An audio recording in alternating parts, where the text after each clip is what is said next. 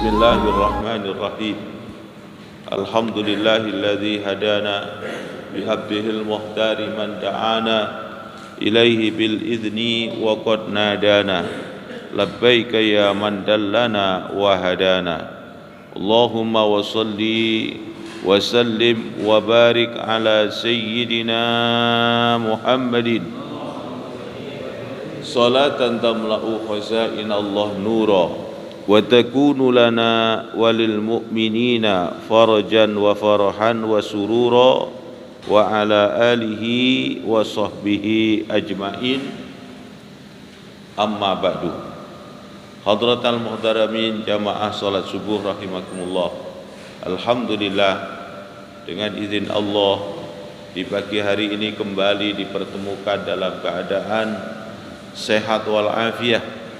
Allah sempurnakan dengan kekuatan iman, Islam dan ihsan, disertakan bersama kita istiqomah dalam rangka menjalankan perintah Allah dan Rasul, yakni sholat subuh berjamaah, dilanjutkan dengan zikrullah dan beriktikaf di Masjid Al-Muqarrabin. Semoga seluruh aktivitas amal ibadah kita diterima oleh Allah Subhanahu wa taala. Salawat salam teruntuk baginda Nabi kita Muhammad sallallahu alaihi wasallam bi qaulina Allahumma salli wa sallim wa barik alaihi.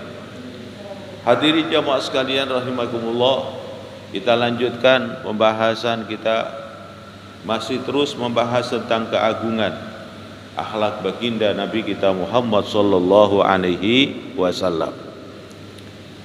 Bismillahirrahmanirrahim. Wa qala ya Aisyah inna min syarri nasi man tarakan nas itiqaan wa bi husnihi akhrajahu thalatha wa kana mahrama hadha minal mu'allafit qulubuhum wa kana fi lisanihi wa dhada wa kana nabi sallallahu alaihi wasallam yattaqi lisanahu. Nabiyuna Muhammad sallallahu alaihi wasallam, di antara keagungan akhlak baginda Nabi Muhammad sallallahu alaihi wasallam, beliau selalu berusaha untuk tidak mengecewakan kepada siapapun. Jadi orang ketika mengadu kepada Nabi Muhammad, dia ingin mendapatkan sesuatu solusi dari Nabi Muhammad, dipastikan orang itu pasti akan mendapatkan apa yang diinginkannya. Minta bimbingan nasihat, pasti diberikan bimbingan nasihat. Jika minta doa, pasti didoakan. Ketika dia punya satu masalah, kemudian dia menghadap kepada Nabi, kemudian agar mendapatkan solusinya, dipastikan juga dia akan mendapatkan solusi dari baginda Nabi kita Muhammad sallallahu alaihi wasallam. Jadi beliau melayani kepada setiap siapapun yang datang kepada Nabi Muhammad, mendapatkan pelayanan yang sempurna. Itu di antara keagungan akhlak baginda Nabi kita Muhammad sallallahu alaihi wasallam. Banyak kisah-kisah yang bisa kita dapatin bagaimana orang yang punya masalah kemudian bertemu dengan Nabi Muhammad sallallahu alaihi wasallam. Ada seseorang suatu ketika bertemu dengan Rasulullah fil masjid, itu terlihatan wajahnya itu dalam kondisi kelihatan sedih, banyak problem, banyak masalah. Ternyata ketika ditanya oleh Nabi Muhammad sallallahu alaihi wasallam apa yang menjadikan sebab seperti itu, beliau menyatakan adalah idzi qalabatin dain, kami ini terbebani banyak hutang piutang. Kemudian Rasulullah sallallahu alaihi wasallam memberikan satu doa, yang salah satu doa yang tadi kita baca itu, yaitu Allahumma inni a'udzubika minal hammi wal hazan. Beliau berikan doa tersebut, kemudian setelah diberikan bimbingan doa, beliau yakin dengan apa yang telah diajarkan oleh baginda Nabi, terus dia membaca doa tersebut. Ketika dia membaca doa tersebut, kemudian Allah bukakan di dalam alam fikirannya, diberikan ketenangan, hatinya diberikan ketenangan. Dengan kondisi ketenangan itu tiba-tiba di dalam fikirannya itu ketemu jalan-jalan. seandainya aku punya masalah ini, kemudian dengan cara ini insya Allah bisa selesai. Maka gak begitu butuhkan waktu yang lama. Ketika dia keluar dari masjid, rasanya wajahnya sudah berseri, seolah-olah sudah dapatkan solusi untuk menyelesaikan problemnya itu. Ini diantaranya begitu indahnya, mudahnya bertemu dengan baginda Nabi kita Muhammad sallallahu alaihi wasallam. Maka kadang-kadang hadirin, kalau kita berbalik dengan kondisi sekarang ini, Masya Allah ya, jauh sekali dari tampilan dengan akhlakul karimah yang dicontohkan oleh Nabi kita Muhammad sallallahu alaihi wasallam. Kadang kita berbalik kepada diri kita sendiri. Ada seseorang ingin ketemu saja kita kadang-kadang susahnya luar biasa. Ada seseorang menginginkan sesuatu kepada kita, ya, satu contoh misalnya nisbahnya kita seorang tokoh, nisbahnya kita seorang guru, seorang ulama, kemudian ada masyarakat kadang membutuhkan kita aja sulitnya luar biasa, ya. Berbeda dengan kondisi baginda Nabi Muhammad SAW, seluruh lapisan masyarakat, ya, itu mudahnya bertemu dengan Nabi Muhammad SAW. Bahkan kalau kita membaca sejarah ini Pak, kadang terbayang seandainya kita ini diberikan karunia hidup bersama Nabi Muhammad, kayaknya begitu bayangannya Masya Allah luar biasa. Itu indahnya kehidupan bersama dengan Nabi Muhammad. Kemudian Nabi Muhammad juga disifatin dengan sebutan adalah min mu'allafati qulubuhum, orang yang hatinya itu sangat-sangat lembut. Kemudian juga beliau adalah mudah untuk memberikan penenang, penyejuk kepada seseorang, ya, beliau hatinya lembut, kemudian mudah juga memberikan menghibur kepada seseorang yang dalam kondisi susah. Wa kana fi lisani fadada, kemudian lisan Masya Allah luar biasa, beliau ketika mengucap, ucapannya begitu indah luar biasa. Bahkan banyak sekali menggambarkan itu, kalau Nabi mengucap itu bagikan mutiara. Karena apa? Saking sulitnya untuk menggambarkan indahnya ucapan baginda Nabi kita Muhammad sallallahu alaihi wasallam. Ada seseorang yang diberikan oleh Allah satu karunia, itu banyak ulama-ulama terdahulu didapetin. Zaman dulu kan banyak kita ketemu belum ada alat pengeras seperti ini, ya, belum kita dapatin alat pengeras, alat untuk membantu suara kita ini semakin indah, semakin bagus dengan alat sound system ini. Zaman dulu belum ada, tapi di zaman dulu ini banyak ulama-ulama yang dikarunia oleh Allah, ya, beliau menyampaikan dengan biasa tanpa menggunakan alat, tapi bisa seluruh masyarakat itu yang ada di hadapannya yang begitu banyak bisa mendengarkan semua dengan baik. Dan mereka ketika mendengarkan begitu indah tutur katanya sampai masuk ke lurung hatinya, sehingga nasihat-nasihat itu mudah sampai. Dulu di masa kecil kita itu ada seorang ulama dari Blitar yang namanya adalah Kiai Haji Yasin Yusuf. Beliau kalau menyampaikan dakwah itu sederhana, biasa, tapi Masya Allah ketika seseorang itu sudah di hadapan beliau, semua mendengarkan dengan baik. Gak ada satupun mereka yang bercakap dengan kawannya, yang suasananya berpaling dari pandangan beliau, dari perhatian beliau. Semua mendengarkan dengan begitu indahnya. Itu adalah baru kita lihat sedikit ketika Allah memberikan karunia kepada sebagian dari ulama yang ada bersama kita. Bagaimana zaman dulu bersama dengan Nabi Muhammad sallallahu alaihi wasallam. Banyak orang itu boleh dikata ketika mendengar suara Nabi Muhammad mengucap itu rasanya itu kepingin terus diulang-ulang, ingin mendengarkan ucapan-ucapan itu. Saking mulianya, saking indahnya, membawa satu kekuatan yang sangat luar biasa. Wa qala Al-Hasan bin Ali radhiyallahu taala anhu qala Al-Hasanu sa'altu abi an siratin nabi sallallahu alaihi wasallam fi julasai faqala kana Rasulullah sallallahu alaihi wasallam ta'imal bishri. Sayyidina Hasan ini cucu Nabi Muhammad sallallahu alaihi wasallam.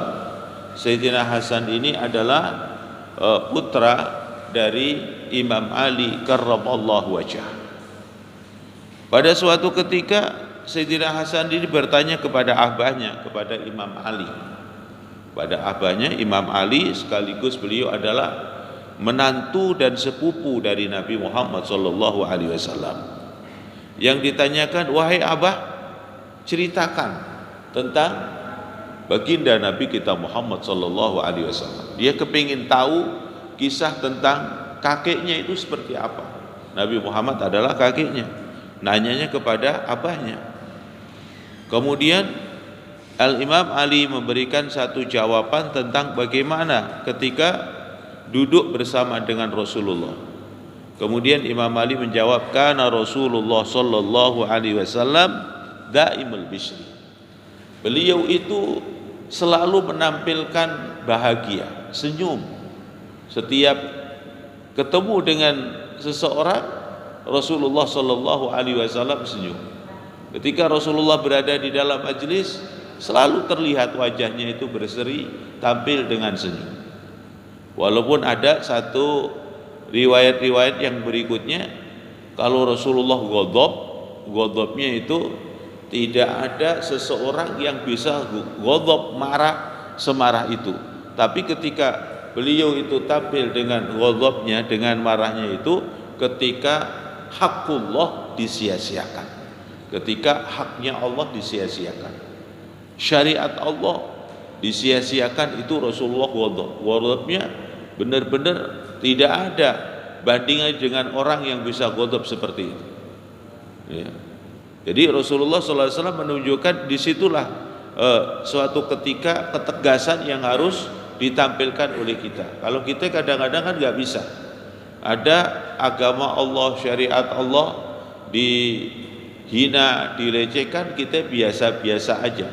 Tidak ada ghirah, tidak ada kecemburuan yang kuat untuk membela agama tersebut.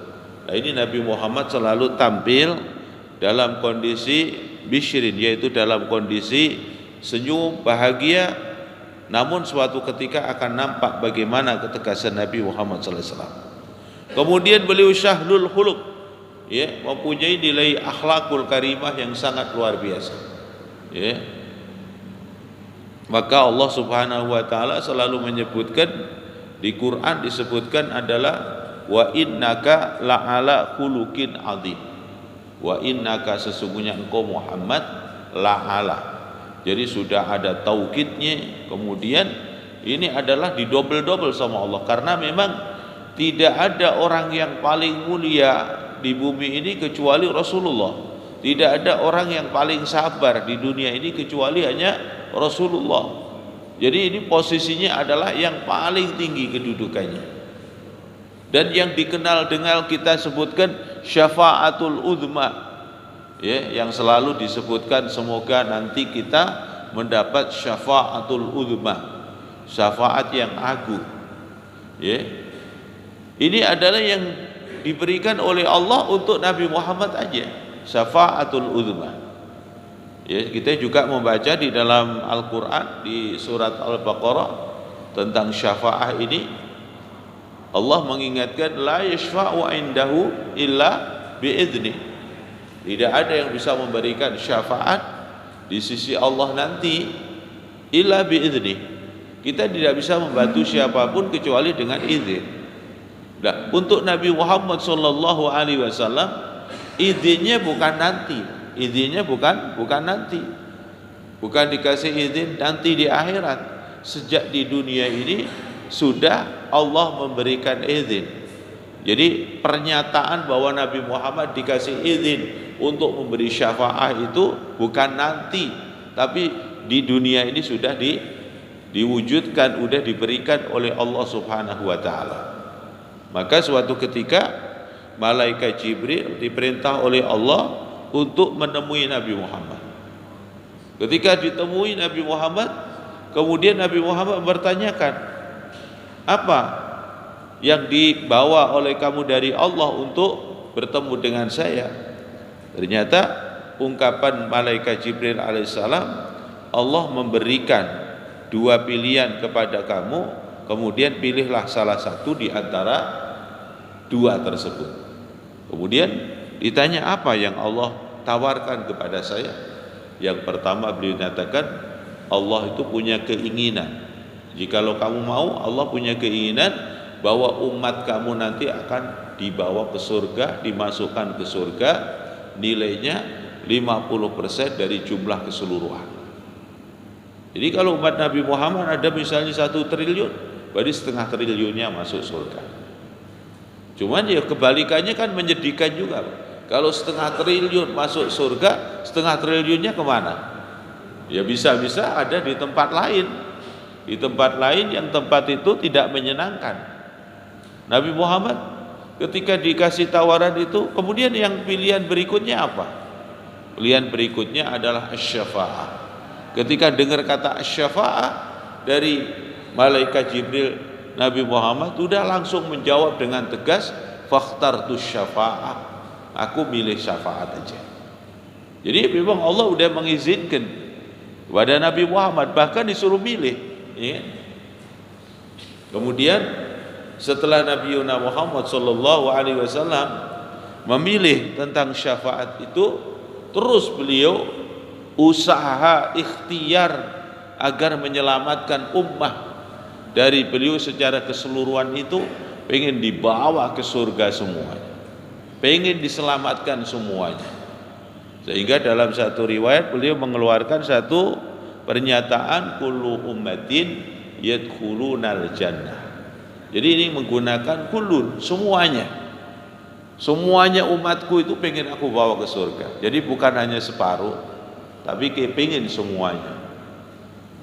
Tapi ternyata di belakangnya Nabi menggunakan apa? Istisna atau mustasnayat. Kullu ummatin yadkhulunal jannah, semua umatku ini ingin aku bawa ke surga. Illa man aba, kecuali orang-orang yang tidak mau.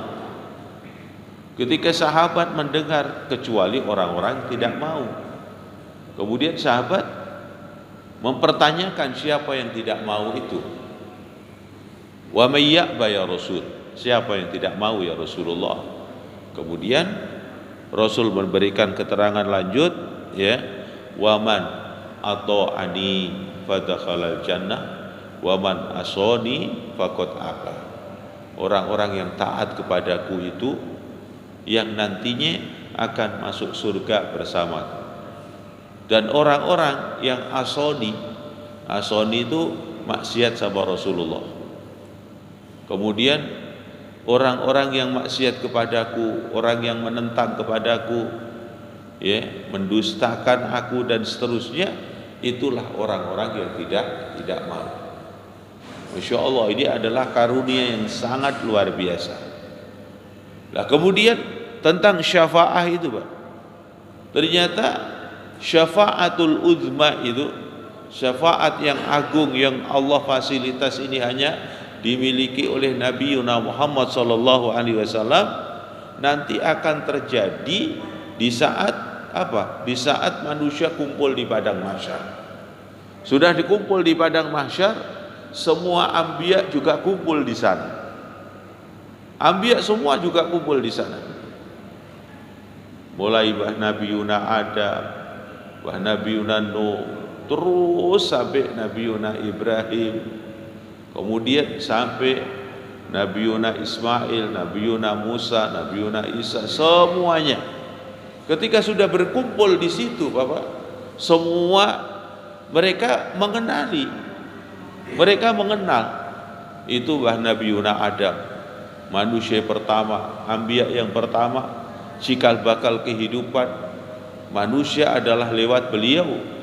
Ayo kita datang kepada Nabi Adam. Ternyata setelah berbondong-bondong di sana, beliau tidak bisa untuk membantu umatnya Bahkan beliau mengucapkan nafsi, nafsi, terus begitu. Sampailah nanti gilirannya kepada baginda Nabi Muhammad sallallahu alaihi wasallam. Setelah Nabi Muhammad bersujud dan meminta kepada Allah, baru saat itu. Jadi kalau boleh dikata, kalau kita ambil satu pemahaman, tidak ada satupun yang mendapatkan izin untuk memberikan bantuan kepada orang lain nanti pada saat di padang mahsyar, kecuali nanti setelah Nabi Muhammad sallallahu alaihi wasallam. Nabi Muhammad minta kepada Allah, kemudian Allah mengizinkan kepada Nabi Muhammad, setelah itu baru semua anbiya diperbolehkan memulai memikirkan umatnya masing-masing setelah mendapatkan dari baginda Nabi kita Muhammad sallallahu alaihi wasallam. Jadi keagungan Nabi Muhammad di dalam memberikan manfaat kepada umat manusia ini, pertama bermanfaat untuk siapa? Untuk para anbiya wal mursalin. Posisinya adalah beresin sehingga para anbiya wal mursalin itu mendapat izin dari Allah setelah Nabi Muhammad. Jadi inilah yang dikenal dengan syafaatul uzma, syafaah yang agung yang Allah berikan kepada Nabi. Kemudian manfaatnya pertama minal anbiya wal mursalin, setelah itu baru nanti kepada umatnya masing-masing dari para anbiya wal mursalin bisa babiah agungkan Nabi Muhammad sallallahu alaihi wasallam. Ada juga dalam satu hadis disebutkan ada 3 golongan ini yang nantinya diberikan izin untuk bersama dengan Nabi Muhammad sallallahu alaihi wasallam. Ya, dikasih izin untuk bersama Nabi Muhammad. Ya, ada di riwayat lain ada 7 golongan, tapi riwayat lain juga menyatakan ada 3 golongan. Di antara 3 golongan itu yang disebutkan adalah man farraja min kurubati ummati, orang yang dalam kehidupannya itu melakukan satu amaliyah yang baik, melepaskan kesulitan-kesulitan dari kesulitan umatku. Nanti orang itu kalau misalnya umat itu gak akan balas budi sama kita, gak akan balas budi sama kita karena memang dia tidak punya kemampuan, atau mungkin dia melupakan kita begitu. Tapi nanti Nabi Muhammad yang akan gantiin, artinya apa? Yang balas kita. Misalnya kita nolong tetangga kita dalam kesulitan, lah orang ini setelah kita tolong terus dia pergi, udah gak ketahuan lagi. Jadi dia sepanjang hidupnya udah gak ketemu lagi sama kita. Ya. Dan kita yang menolong tentang umat Nabi Muhammad dari kesulitan itu, besok ganti kita sama Nabi Muhammad ditolongin. Lah kapan itu nolongnya, Pak?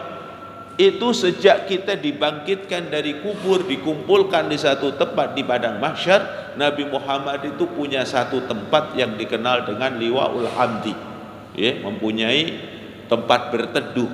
Nah, ini orang yang di dunia pernah membantu melepaskan kesulitan dari umat Nabi Muhammad, diberikan izin untuk berkumpul dengan Nabi Muhammad. Kemudian yang kedua akan diberikan lagi kemuliaan siapa?